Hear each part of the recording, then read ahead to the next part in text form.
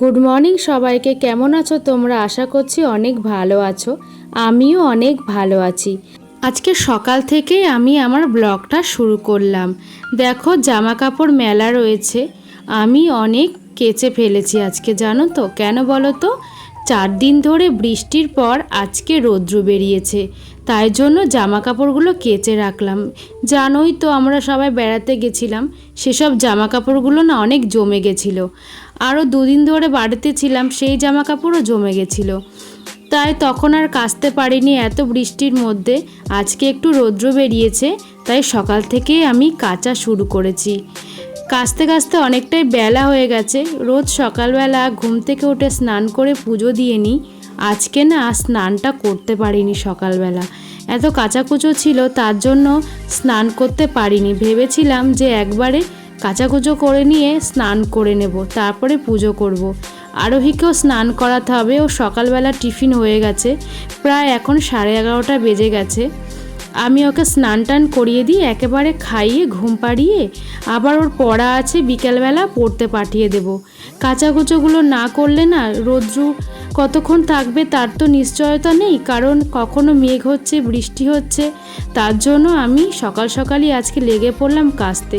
অনেক জামা কাপড় জানো তো জমে গেছিলো, তাই জন্য আর দেরি না করে কেচে তাড়াতাড়ি করে মেলে দিয়ে শুকিয়ে ঘরে তুলতে পারলেই বাঁচি।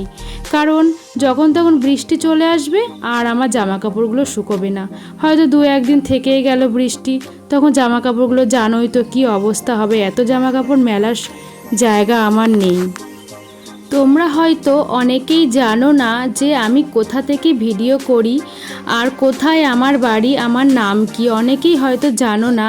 আজকে ভেবেছি ভিডিওর মধ্যেই তোমাদেরকে জানাবো আমার বাড়ি কোথায়, আমার নাম কি। দিয়া জেলা, বাড়ি হচ্ছে আমার বানপুরে।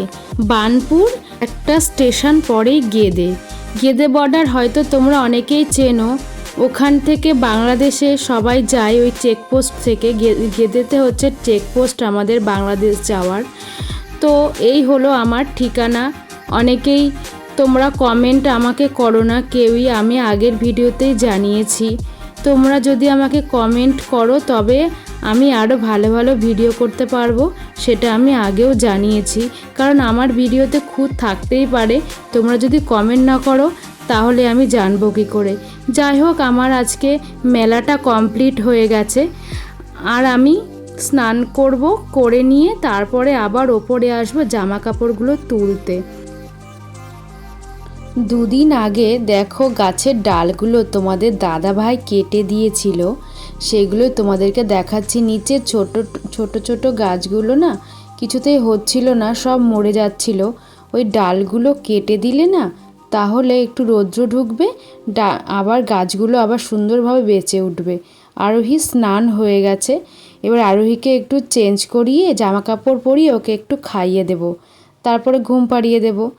আরোহীদের স্কুলের পরীক্ষা চলছে, আর 1-2 পরীক্ষা বাকি আছে। আরোহীকে ওই জন্য রোজই পড়তে পাঠানো হচ্ছে, ওর মিস রোজই পড়াচ্ছে ওকে। তার জন্য এখন আর পড়ার কামাই হয় না বলে রোজই কান্নাকাটি করে।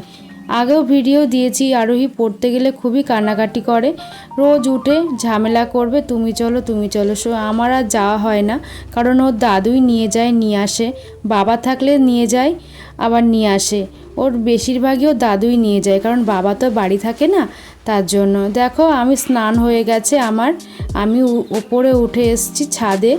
এখন জামা কাপড়গুলো শুকিয়ে গেছে, আমি নিয়ে যাব, আর যেগুলো শুকায়নি সেগুলো সিঁড়ির ঘরে একটু মেলে রেখে নিচে চলে যাব।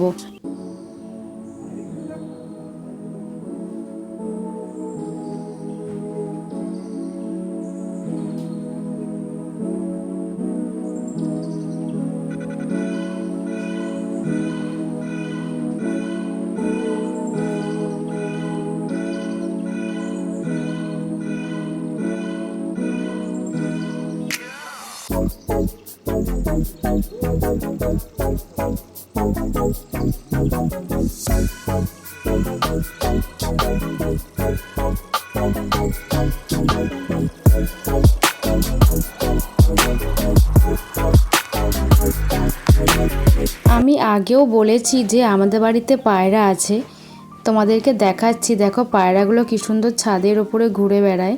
আর ওই দেখো গাছে গিয়ে বসে থাকে পায়রাগুলো, বেশিরভাগ টাইমই গাছে গিয়ে বসে থাকে আর ওই বাইরে ঘুরে ঘুরে বেড়ায়। আর ওই সিঁড়ি ঘরের চালের ওপরে বসে থাকে, ছোট ছোট পায়রার বাচ্চা হয়েছে। বিকেল এখন 4টে বাজে, আরোহীকে পড়তে পাঠিয়ে দিয়েছি। দেখো আবার কি বৃষ্টি শুরু হয়েছে। আরোহী পড়তে দিয়ে এসে বাড়ি সবে ঢুকেছে ও দাদু, আর সেই বৃষ্টি শুরু। দুপুর বেলাটা খুবই সুন্দর রৌদ্র দিল, আবার বিকাল থেকে শুরু হলো বৃষ্টি। আজকে বৃষ্টি দিয়েই আমার ব্লগটা শেষ করলাম।